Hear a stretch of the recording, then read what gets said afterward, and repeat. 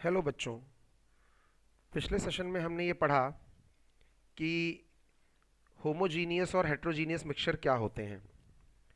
ये बातें हमें क्लियर थी कि होमोजीनियस मिक्सचर और हेट्रोजीनियस मिक्सचर दो प्रकार के मिक्सचर्स होते हैं और उनकी हमने प्रॉपर्टीज़ देखी थी। आज के सेशन में चूँकि कई बच्चों की क्वेरी थी कि सर मॉलिक्यूल और कंपाउंड में क्या डिफरेंस होता है, तो हम वहीं से शुरुआत करते हैं। हम आज के सेशन में सबसे पहले जो शुरुआत कर रहे हैं टॉपिक, वो है differences between molecule and compound.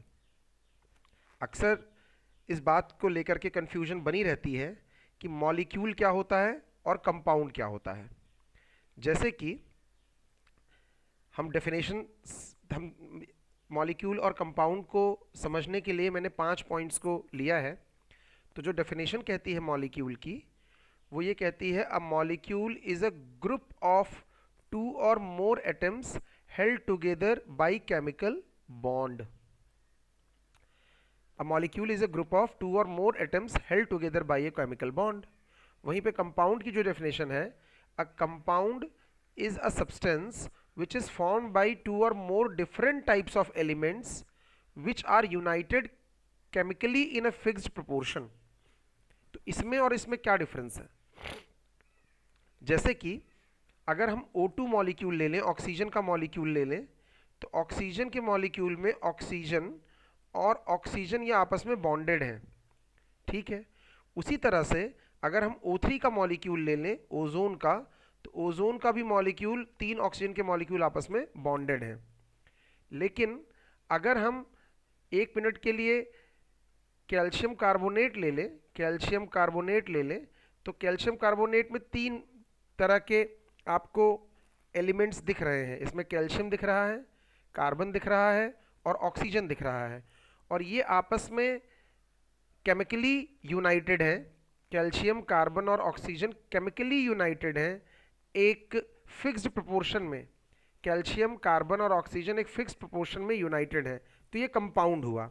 हाँ, लेकिन ये बात भी है कि अगर हम नंबर्स की बात करें, अगर मुझे ये कहना है इनकी प्रॉपर्टीज़ की बात करूंगा मैं, जैसे मैंने वाटर मॉलिक्यूल ले लिया, जैसे मैंने H2O ले लिया, तो H2O जो हुआ ये वाटर कंपाउंड है कि मॉलिक्यूल, तो वाटर कंपाउंड है।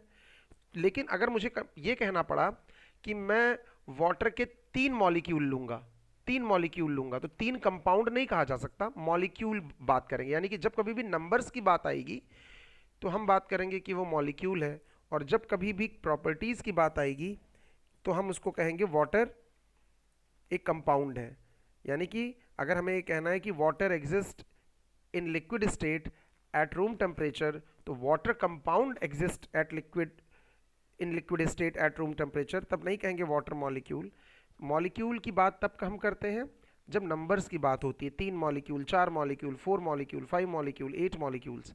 वहीं पर अगर हमें कोई प्रॉपर्टी की बात करनी होती है, कि उसकी किसी प्रॉपर्टी का डिस्कशन करना होता है, तो हम कंपाउंड उसको कहते हैं। तो जो रिलेटेडनेस है दोनों में, कि सारे कंपाउंड तो मॉलिक्यूल हो सकते हैं, लेकिन all molecules are not compound. अब ये क्या वर्ड लिखा हुआ है?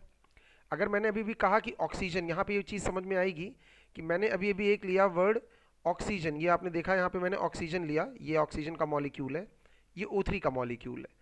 अगर वो सिमिलर टाइप के हैं, पहली बात तो, यानी कि सारे के सारे एक ही टाइप के एलिमेंट्स हैं, O, तो वो कंपाउंड नहीं हो सकता, वो मॉलिक्यूल ही होगा।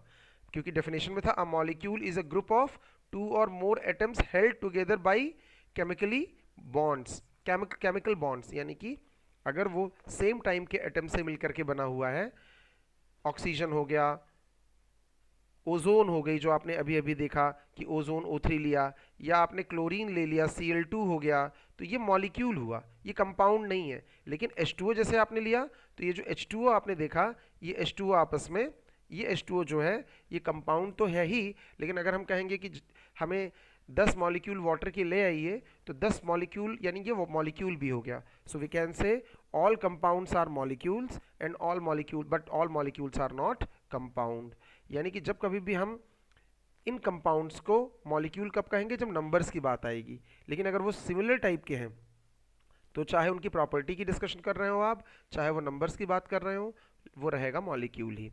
एग्जाम्पल की बात हुई है अभी अभी एक, कि एग्जाम्पल कोई बात करिए, तो आपने कहा कि example of water molecule is ozone, और यहाँ पे example of common common compound is table salt. Table salt you know very well, जो खाने वाला नमक होता है उसको हम टेबल सॉल्ट कहते हैं। तो टेबल सॉल्ट जो होता है आपका NaCl, वो कंपाउंड का एक एग्जाम्पल है। वहीं पर ओजोन, आपने कहा जो ओजोन, मैं फिर से लिख दे रहा हूँ कि ओजोन O3 को कहते हैं, O3 मॉलिक्यूल को ओजोन कहते हैं। ये O3 का मॉलिक्यूल कंपाउंड नहीं है। वहीं पर अगर आप खाने वाला नमक जो आप सब्जी में, खाने में, दालों में डाल के खाते हैं, सैलेड्स में डाल के खाते हैं, वो NaCl होता है, और NaCl इज़ अ कंपाउंड। तो हम अपने डिस्कशन को आगे बढ़ाते हैं।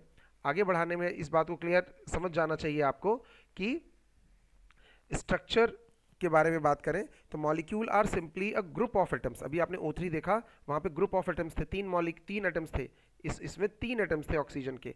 तो ये ग्रुप ऑफ एटम्स हैं which are bonded by strong forces. These oxygen atoms are bonded by strong forces, whereas compounds are actual manner in their complete shape। यहाँ पर जो कंपाउंड होते हैं वो कंपाउंड एक क्लस्टर में एग्जिस्ट करते हैं और एक अपना कंप्लीट शेप उजागर करते हैं। तो कंपाउंड और उसके स्ट्रक्चर की डिफरेंसेस ये हैं। वहीं पे विजिबिलिटी की बात करें तो मॉलिक्यूल को नेकेड आई से देखा नहीं जा सकता है एटॉमिक लेवल पर, नहीं। अगर वो एटॉमिक लेवल पे बहुत एक सिंगल मॉलिक्यूल, 2 मॉलिक्यूल हैं तो उनको नहीं देखा जा सकता है नेकेड आई से, लेकिन कंपाउंड को नेकेड आई से, कुछ कंपाउंड ऐसे हैं जिनको उनको नेकेड आई से देखा जा सकता है। इसी डिस्कशन के साथ हम अपना सेशन को आगे बढ़ाते हैं कि अगला जो टॉपिक है types of solution. It is very very important कि what is the meaning of types of solution. Solution जो होता है, जब भी हम, पहली बात तो सॉल्यूशन क्या होता है, जैसे कि पानी में आपने चीनी मिला दी या पानी में आपने नमक मिला दिया तो वो सॉल्यूशन होगा। यानी solution is a mixture of 2 और मोर काइंड्स ऑफ कंटेंट। तो अगर आपने चीनी को पानी में मिलाया तो आपने वाटर ले लिया, जरा ध्यान से समझिएगा, आपने वाटर ले लिया और वाटर में मिला दिया आपने थोड़ी देर के लिए, मान लीजिए शुगर। अब आपने यहाँ पर वाटर जो लिया वो वाटर करीब करीब मान लीजिए 1 ग्लास ले लिया, 1 ग्लास ले लिया, 1 ग्लास ले लिया, और शुगर 1 टेबल स्पून ले लिया, 1 टेबल स्पून, 1 चम्मच चीनी ले ली, उसको 1 ग्लास ऑफ वाटर में घोल लिया। तो ज़्यादा कौन है? आप कहोगे वाटर ज़्यादा है और शुगर कम है, घुल जाएंगे ना, बिल्कुल घुल जाएंगे। तो जो वाटर है एक सॉल्यूशन बन गया, तो वाटर उसमें कहा जाएगा सॉल्वेंट है। क्या कहा जाएगा? सॉल्वेंट है। और जो शुगर है वो कही जाएगी सॉल्यूट। तो ये भी एक अंतर समझिए कि सॉल्यूशन में सॉल्वेंट कौन होता है और सॉल्यूट कौन होता है। डेफिनेशन ये होती है कि जिसकी अमाउंट कम होती है उसको सॉल्यूट कहा जाता है, और जिसका कंटेंट ज़्यादा होता है उसको सॉल्वेंट कहा जाता है। यानी अगर मैं एक एग्जांपल दूं, शुगर इन वाटर का मतलब शुगर को पानी में मिलाया गया, शुगर का कंटेंट कम है, पानी का ज़्यादा है, तो शुगर हो गया सॉल्यूट और वाटर हो गया सॉल्वेंट। लेकिन अगर मैंने 1 बोरी चीनी ले ली, 1 बोरी चीनी रखी हुई है कहीं पे, और मैंने उसमें 1 मग पानी डाल दिया, चीनी गीली हो गई, घुली तो नहीं लेकिन गीली हो गई। अब इसमें ज़्यादा कौन है?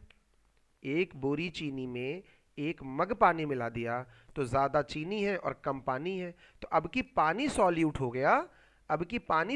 गया और जो चीनी है वो सॉल्वेंट हो गई। तो सॉल्यूशन में ये जानने की ज़रूरत है कि कौन सॉल्यूट होता है और कौन सॉल्वेंट होता है। सॉल्यूट वो होता है, कई बच्चे कहते हैं जो घुल जाए वो सॉल्यूट होता है और जो घुलने वाला होता है वो सॉल्वेंट होता है। नहीं, सॉल्वेंट जो ज़्यादा अमाउंट में प्रेजेंट होगा वो सॉल्वेंट होगा और जो कम अमाउंट में प्रेजेंट होगा वो सॉल्यूट होगा। जैसे कि अगर हम चीनी की जगह नमक का पानी ले लें, नमक को घोल दें पानी में, तो नमक जो हो जाएगा वो हमारा सॉल्यूट हो जाएगा और वाटर जो हो जाएगा वो हमारा सॉल्वेंट हो जाएगा।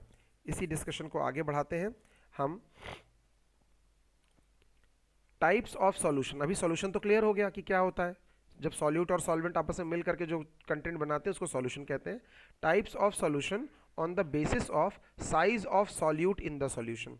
अब आपको पता है कि अगर आपने चीनी को पानी में मिलाया है तो वो घुल जाएगा, बिल्कुल एकदम दिखेगा नहीं। क्यों नहीं दिखेगा? क्योंकि उसके पार्टिकल्स बहुत छोटे छोटे हैं। लेकिन अगर आपने रेत को, सैंड को पानी में मिलाया तो घुलेगा तो नहीं, लेकिन एक सॉल्यूशन तो बन ही जाएगा। लेकिन यहाँ पे रेत के पार्टिकल्स उस वाटर, जो ग्लास ऑफ वाटर है, वहाँ पे विजिबल रहेंगे। क्यों रहेंगे विजिबल? क्योंकि उनकी साइज बड़ी है। तो साइज ऑफ सॉल्यूट की बेसिस पर सॉल्यूशन को कितने हिस्सों में बांटा जा सकता है, किसको हम बात कर रहे हैं? साइज ऑफ सॉल्यूट की बेसिस पर, सॉल्यूट पार्टिकल्स की साइज के बेसिस पर जो हमारा जो सॉल्यूशन होता है वो ट्रू सॉल्यूशन होता है, कोलॉइडल सॉल्यूशन होता है और सस्पेंशन होता है। अक्सर इन तीनों में डिफरेंस पूछा जाता है, बहुत ध्यान से सुनिएगा कि on the basis of size of solute solution can be divided into true solution, colloidal solution and suspension. तो ट्रू सॉल्यूशन क्या होता है? ट्रू सॉल्यूशन क्या चीज़ होती है, इस बात को जरा समझा जाए।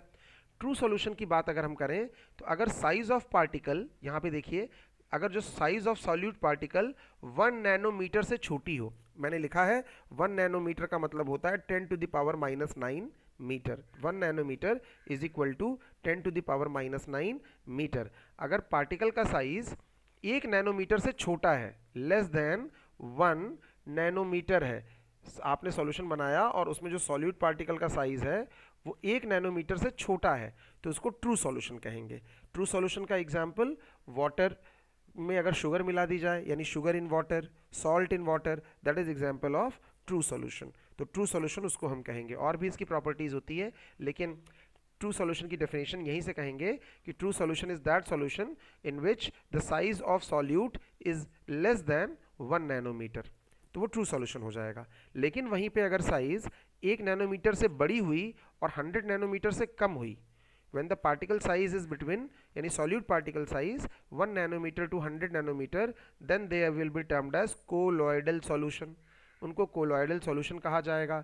जैसे कि आप एग्जाम्पल पूछें तो मिल्क, ब्लड में जो सॉल्यूट पार्टिकल का साइज होता है, या मिल्क में जो सॉल्यूट पार्टिकल का साइज होता है, फैट के सॉल्यूट पार्टिकल का, वो 1 नैनोमीटर से 100 नैनोमीटर के बीच में होता है। ये 1 नैनोमीटर से 100 नैनोमीटर के बीच में होता है। लेकिन अगर 100 नैनोमीटर से भी बड़ा हो जाए, अगर वो 100 नैनोमीटर से बड़ा हो जाए, ग्रेटर देन 100 नैनोमीटर हो जाए, तब क्या होगा? तब वो चीज़ पर्टिकुलर हो जाएगी सस्पेंशन। उनको, उसको चीज़ को हम सस्पेंशन कहेंगे। तो सस्पेंशन वो सॉल्यूशन होता है जो 100 नैनोमीटर से बड़ा होता है। जैसे कि एग्जाम्पल मड वाटर, कीचड़ का पानी ले लीजिए, सैंड वाटर, सैंड को वाटर में डाल दें, सैंड इन वाटर या मडी वाटर, तो वो एग्जाम्पल होता है सस्पेंशन का। तो ये हम समझ गए कि सॉल्यूशन जो होते हैं वो on the basis of solute particle 3 चीज़ों में बांटे जा सकते हैं, 3 तरीके से बांटे जा सकते हैं। वो है ट्रू सॉल्यूशन, दूसरा कोलॉइडल और तीसरा सस्पेंशन। इन तीन चीज तरीकों से हम सॉल्यूशन को डिफाइन कर सकते हैं। तो अब हम बढ़ रहे हैं अपने अगले टॉपिक पर। यहाँ पे तो बात हो गई थी कि 1 nanometer 10 to the power -9 meter के बराबर होता है। अगला जो टॉपिक है, यही इसी की प्रॉपर्टी हम पढ़ेंगे, ट्रू सॉल्यूशन की, कोलॉइडल सॉल्यूशन की और सस्पेंशन की। तो true solution is a homogeneous mixture. अगर आपने चीनी और पानी को मिला दिया तो पूरा एकदम एक जैसा दिखेगा ना पूरे ग्लास में, ऐसा तो नहीं कहीं कहीं गाढ़ा दिखेगा और कहीं कम गाढ़ा दिखेगा, नहीं, एक जैसा दिखेगा, होमोजीनियस दिखेगा। तो वही बोल रहे हैं, a true solution is a homogeneous mixture of 2 और मोर सब्सटेंस।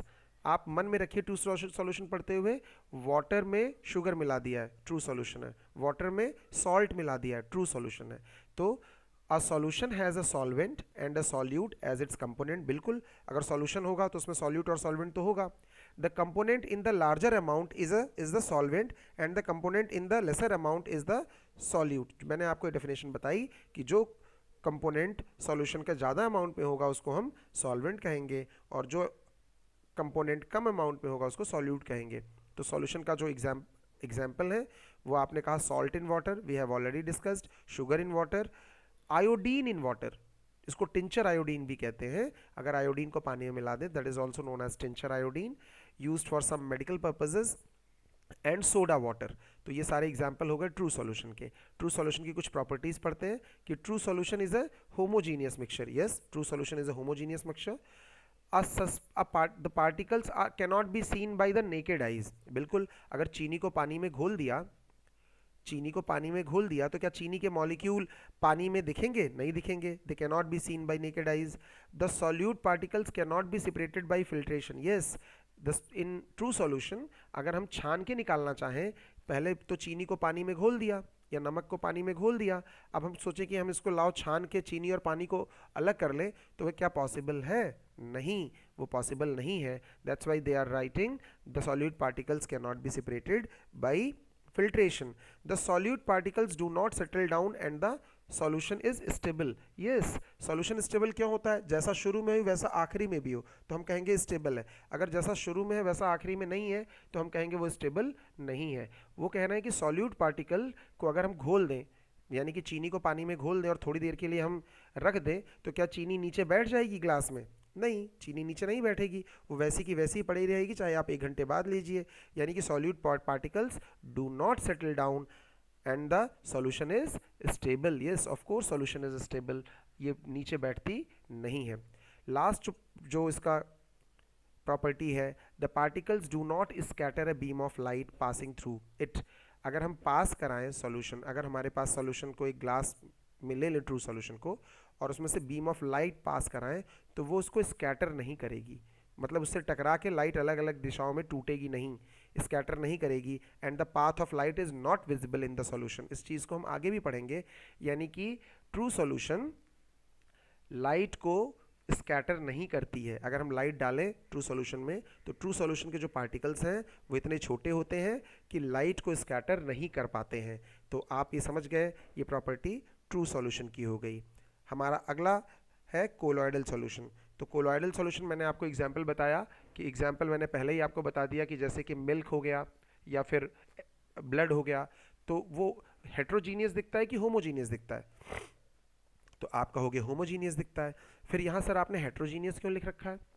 अगर हम बहुत अगर हम इसको अल्ट्रा माइक्रोस्कोप या माइक्रोस्कोप से देखें तो एक्चुअली ये हेट्रोजीनियस होता है बट दिखता होमोजीनियस है। तो डेफिनेशन में आप लिखिएगा a colloidal solution is a heterogeneous mixture but seems homogeneous, यानी दिखता होमोजीनियस है but in actual it is heterogeneous mixture of 2 or more substances. That means a colloidal is a heterogeneous mixture but seems homogeneous of 2 or more substances. इसके example है starch in water, water में starch मिला दीजिए। Mixture of egg albumin in water, जो अंडे का सफ़ेद वाला हिस्सा होता है उसको हम कहते हैं एग एल्बुमिन। एग एल्बुमिन को निकाल करके अगर उसको पानी में घोल दिया जाए काफ़ी देर तक, तो जो सॉल्यूशन बनेगा वो कोलॉइडल सॉल्यूशन होगा। अगला एक एग्जांपल मिल्क है, मैंने एक एग्जांपल ब्लड भी आपको बताया। इसके बाद आपका जो एक एग्जांपल है air containing dust and smoke. ये जो आपकी एयर है इसमें डस्ट और स्मोक जो उड़ रही होती है, वो इसका भी इस मिक्सचर को भी हम कोलॉइडल सॉल्यूशन ही कहते हैं। तो कोलॉइडल सॉल्यूशन के कुछ एग्जांपल आपने देखे, यानी colloidal solution is a heterogeneous mixture but seems homogeneous of 2 और मोर सब्सटेंसेस। मैं एक बार और याद दिला दूं कि कोलॉइडल सॉल्यूशन में जो सॉल्यूट पार्टिकल की रेंज होती है वो कितनी होती है? यस, वो होती है 1 नैनोमीटर से लेकर के 100 नैनोमीटर के बीच में। वो 1 नैनोमीटर टू 100 नैनोमीटर के बीच में इसकी पार्टिकल साइज होती है।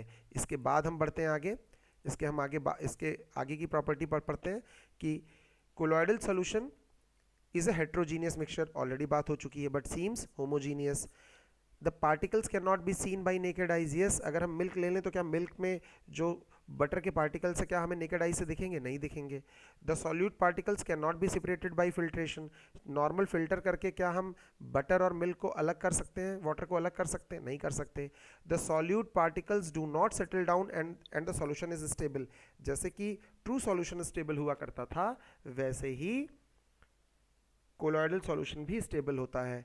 अगर आप एक ग्लास दूध ले लें और उसको थोड़ी देर के लिए रख दें, तो क्या ऐसा होगा कि दूध थोड़ी देर के बाद नीचे गाढ़ा हो जाए, ऊपर कम गाढ़ा हो, या जो बटर हो नीचे बैठ जाए बिना गर्म किए? नहीं, ऐसा नहीं होगा।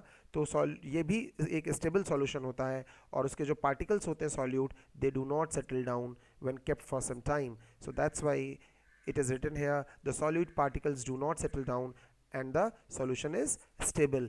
Last but not least, कि अगर हम यहाँ पे एक कोलॉइडल सॉल्यूशन ले लें और उसमें से बीम ऑफ लाइट पास करें, तो क्या वो लाइट को स्कैटर करेगा कोलॉइडल सॉल्यूशन? यहाँ पे पार्टिकल साइज इतनी हो जाती है कि ये स्कैटर करना शुरू कर देता है। ये बहुत बड़ी खासियत होती है कोलॉइडल सॉल्यूशन की कि the particles of the solution scatter a beam of light passing through it and the path of light is visible in the solution. आपको इस बात को मैं अगर याद दिलाऊं तो एक आप याद यहाँ पे देखिएगा कि ये है आपका कोलॉइडल सॉल्यूशन। यहाँ पे लाइट डाली गई, जैसे ही लाइट डाली गई देखिए इसका पाथ विजिबल हो गया, यानी यहाँ पे पाथ इसलिए विजिबल हुआ है क्योंकि इसको स्कैटर किया जा सकता है। तो ये ऊपर हेडिंग भले सस्पेंशन की, लेकिन ये बिल्कुल और बिल्कुल ऐसे ही कोलॉइडल सॉल्यूशन भी बिल्कुल ऐसे ही शो करता है कि अगर हम कोलॉइडल सॉल्यूशन ले लें तो और लाइट पास कराएं तो उसमें पाथ विजिबल रहेगा। इसी तरह से आपने एक और देखा होगा कि अगर कमरे में अंधेरा हो या कोई बहुत घना जंगल हो और कमरे में अंधेरा हो तो वहाँ से जब रोशनी आती है तो उसका पाथ विजिबल होता है, झरोखे से, खिड़की से, ऐसा इस तरह से उसका पाथ दिखने लगता है। और यहाँ पे डस्ट पार्टिकल आपको उड़ते हुए भी नज़र आते हैं। तो ये भी जो अभी भी आपने कहा जो डस्ट पार्टिकल होता है एयर में, वो कोलॉइडल सॉल्यूशन की तरह ही होता है। तो ये स्कैटर करता है लाइट, जिसकी वजह से ये लाइट हमें दिखती है, स्कैटरिंग की वजह से ये लाइट हमें दिखती है। इसी इफेक्ट को टिंडल इफेक्ट कहा जाता है। तो जब कभी भी बीम ऑफ लाइट किसी कोलॉइडल सॉल्यूशन से पास की जाए और उसका पाथ विजिबल हो स्कैटरिंग की वजह से, तो इस इफेक्ट को टिंडल इफेक्ट कहा जाता है। तो मैं फिर से बता दूं कि टिंडल इफेक्ट क्या होता है। यहाँ भी जो घना जंगल है, यहाँ भी आप देख रहे हो कि ये रोशनी जो है वो आ रही है और इसका पाथ विजिबल है स्कैटरिंग की वजह से। तो what is the reason for visibility of the light is nothing but scattering. Because of scattering the path of light is visible, क्योंकि ये लाइट जो आती है, बीम ऑफ लाइट आती है, वो पार्टिकल से टकराती है और स्कैटर हो जाती है। तो हमें जब ये आंखों में पड़ती है तो ये हमें इसका पाथ विजिबल दिखता है। So Tyndall effect is that effect when a beam of light is passed through a colloidal solution. The colloid particles scatter the beam of light and the path of light becomes visible in the solution. This effect is called Tyndall effect. So Tyndall effect आपको exam में पूछा जाता है, इसलिए ध्यान से समझिए। तो Tyndall effect can be seen when light enters in a room, we have already discussed, through a small hole due to scattering of light by a dust and smoke particles. Tyndall effect can be seen in the dense forest due to scattering of light by water droplets in the mist. आप यहाँ पर क्यों दिख रहे हैं? क्योंकि यहाँ पर डेंस फॉरेस्ट में, एटमॉस्फेयर में डस्ट पार्टिकल तो है ही है, वाटर मॉलिक्यूल्स भी हैं। जैसे कि ठंडियों में आप देखते हो कि कार की लाइट की पाथ विजिबल हो जाती है, वो इसलिए क्योंकि एटमॉस्फेयर में छोटे छोटे वाटर मॉलिक्यूल के पार्टिकल हो जाते हैं ह्यूमिडिटी की वजह से। तो जब हमारी कार की लाइट फ्लैश करती है तो उसका पाथ विजिबल होता है। This effect is called Tyndall effect. So we can add this property in colloidal solution कि Tyndall effect can be shown in colloidal solution, but true solution do not show Tyndall effect at all. So colloidal solution show Tyndall effect, and we have included this one in a very easy language. The particles scatter a beam of light passing through it and the path of light is visible in the solution.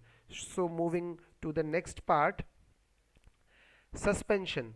Yes, suspension we have taken, and we told you, we have discussed already कि when the size of solute particle is greater than 100 nanometer, अगर size of solute particle की 100 nanometre से बड़ी होगी तो उसको हम suspension कहेंगे। सस्पेंशन का एग्जाम्पल मैंने कहा था sand in water, muddy water, या चॉक पाउडर को पानी में घोल दें। सैंड इन वाटर या चॉक पाउडर को पानी में घोल दें तो वो सस्पेंशन कहा जाएगा। सो सस्पेंशन तो क्लियर है कि वो होमोजीनियस नहीं होता है, बिल्कुल उसमें जो सैंड होगा वो अलग दिखाई देगा और वाटर का लेयर अलग दिखाई देगा। तो suspension is a heterogeneous mixture of two or more substances. So without any doubt suspension is a heterogeneous mixture. जरा मैं याद दिला दूं कोलॉइडल क्या था। कोलॉइडल भी हेट्रोजीनियस था लेकिन दिखता होमोजीनियस है। ये हेट्रोजीनियस होता भी है, दिखता भी हेट्रोजीनियस है। Let us discuss its properties one by one. Suspension is a homogeneous mixture, it is already discussed. It can be seen by naked eyes. इसके जो पार्टिकल्स हैं, अगर आप सैंड को वाटर में मिला दो तो सैंड के पार्टिकल्स नेकेड आई से देखे जा सकते हैं. The solute particles can be separated by filtration. आपने देखा कि ट्रू सॉल्यूशन में सॉल्यूट पार्टिकल और कोलॉइडल सॉल्यूशन में सॉल्यूट पार्टिकल फिल्ट्रेशन से सेपरेट नहीं किए जा सकते थे, लेकिन यहाँ पर जो सस्पेंशन है वहाँ पे आपने एग्जाम्पल लिया सैंड इन वाटर, इसको आप फिल्ट्रेशन से अलग कर सकते हो. इसी तरह से अगर मैं थोड़ी देर के लिए सैंड को पानी में घोल के और रख दूं तो वो सेटल हो जाएगा ना. So the solute particles settle down, that's why the solution is unstable. अब तक आपने देखा कि कोलॉइडल सॉल्यूशन और ट्रू सॉल्यूशन स्टेबल हुआ करते थे, लेकिन यहाँ पर सॉल्यूशन जो सस्पेंशन फॉर्म में होता है that is nothing but that is unstable. इसके बाद लास्ट, क्या सस्पेंशन टिंडल इफेक्ट शो करेगा? टिंडल इफेक्ट क्या होता है? वही जब हम लाइट को, बीम ऑफ लाइट को इस सॉल्यूशन से पास करें और उसका पाथ विजिबल हो स्कैटरिंग की वजह से, तो क्या वो पाथ दिखेगा? तो आपने कहा कि yes, the particles scatter a beam of light passing through the path of light is visible in the solution. लेकिन हमेशा नहीं, ये भी ध्यान दीजिएगा, ये कभी कभी ही शो करता है. So I am writing sometimes. अगर साइज ऑफ पार्टिकल बहुत बड़ी हो जाएगी तो it will not show Tyndall effect. तो sometimes it show what? Tyndall effect. कौन? सस्पेंशन. लेकिन कोलॉइडल सॉल्यूशन हमेशा और हमेशा ही टिंडल इफेक्ट को शो करेगा. तो आपने कहा कि सस्पेंशन की फिल्ट्रेशन से सस्पेंशन को अलग किया जा सकता है. ये आपका मिक्सचर है, आप फिल्टर पेपर ले लीजिए, आप इसको डिकेंटेशन से इसमें डालिए, नीचे फिल्ट्रेट आ जाएगा, ऊपर आपका रेसिड्यू आ जाएगा, यानी इसको फिल्ट्रेशन से अलग किया जा सकता है. आपने बीकर में सैंड को पानी में घोल दिया, थोड़ी देर के लिए रख दिया, आप थोड़े टाइम वेट कर लीजिए तो सैंड नीचे बैठ जाएगा, यानी सॉल्यूशन जो है वो अनस्टेबल है. दूसरा मैंने कहा कि अगर बीम ऑफ लाइट इससे भेजी जाए सस्पेंशन से तो लाइट का जो पाथ है वो विजिबल होगा स्कैटरिंग की वजह से. That's why Tyndall effect is shown by suspension. So suspension part is also clear to all of you. तो टिंडल इफेक्ट मैं ऑलरेडी डिस्कस कर चुका हूँ जब मैं कोलॉइडल पढ़ा रहा था. ये पूरी स्लाइड ऑलरेडी डिस्कस हो चुकी है, उसी को मैं थोड़ा सा बड़ा करके दिखा रहा हूँ कि टेस्ट ट्यूब में ये आपका कोलॉइडल सॉल्यूशन या सस्पेंशन है. अन्य लाइट इस एक डिवाइस से लाइट पास कराई तो उसका देखिए पाथ विजिबल हो गया. पहले में क्यों नहीं विजिबल है? पहला जो है वो ट्रू सॉल्यूशन है तो वहाँ पाथ विजिबल नहीं है. ये हमारा कोलॉइडल सॉल्यूशन है या सस्पेंशन है, यहाँ पाथ विजिबल है. यहाँ पे भी आप देख रहे हो पाथ विजिबल है लाइट का, और ये झरोखे से लाइट आ रही है तो डस्ट पार्टिकल उस लाइट को स्कैटर कर दे रहे हैं, इसीलिए इसका पाथ भी विजिबल है. और ये डेंस फॉरेस्ट है, यहाँ भी लाइट का पाथ विजिबल है क्योंकि यहाँ डस्ट और वाटर मॉलिक्यूल्स के छोटे छोटे पार्टिकल्स एयर में मौजूद हैं. So I think Tyndall effect is clear to all of you. अगर हम कंपेयर करें सॉल्यूशन को, कोलॉइडल सॉल्यूशन को और सस्पेंशन को एक बार और, तो सॉल्यूशन, कोलॉइडल सॉल्यूशन और सस्पेंशन मैंने ले लिया. ये सॉल्यूशन ना कहिए बल्कि ट्रू सॉल्यूशन कहिए, सॉल्यूशन नहीं ट्रू सॉल्यूशन. सॉल्यूशन तो तीनों ही है, ये ट्रू सॉल्यूशन भी सॉल्यूशन है, कोलॉइड भी सॉल्यूशन है और सस्पेंशन भी सॉल्यूशन है. लेकिन इनके डिफरेंसेस, जो सॉल्यूशन होता है उसमें साइज ऑफ जो पार्टिकल होती है वो 1 नैनोमीटर से कम होती है, लेकिन कोलॉइड में वही size of particle 1 nanometer to 100 nanometer होती है और सस्पेंशन में वो 100 नैनोमीटर से ज़्यादा होती है. ये यहाँ पे जो भी पढ़ेंगे ऑलरेडी हम पढ़ चुके हैं. ये एक तरह का यहाँ इस स्लाइड में एक साथ हम सस्पेंशन, कोलॉइडल सॉल्यूशन और ट्रू सॉल्यूशन को कंपेयर कर सकते हैं.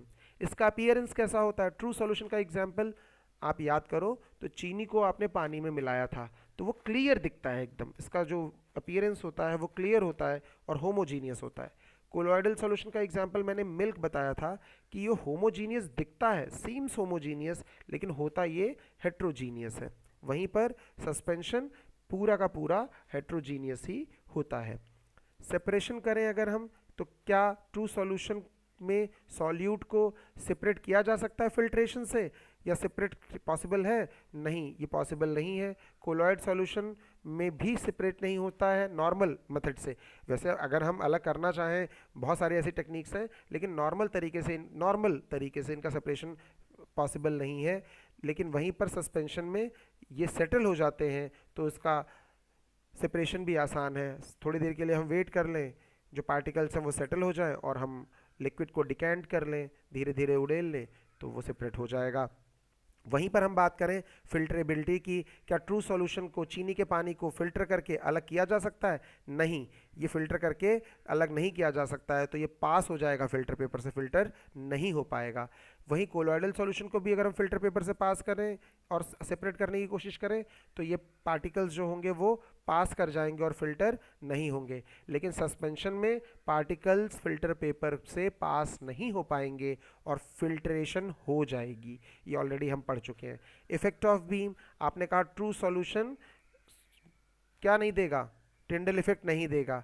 कोलॉइडल सॉल्यूशन टिंडल इफेक्ट देगा, और सस्पेंशन भी दे भी सकता है, नहीं भी दे सकता है, दे भी सकता है और नहीं भी दे सकता है, दोनों कहानियां हो सकती हैं।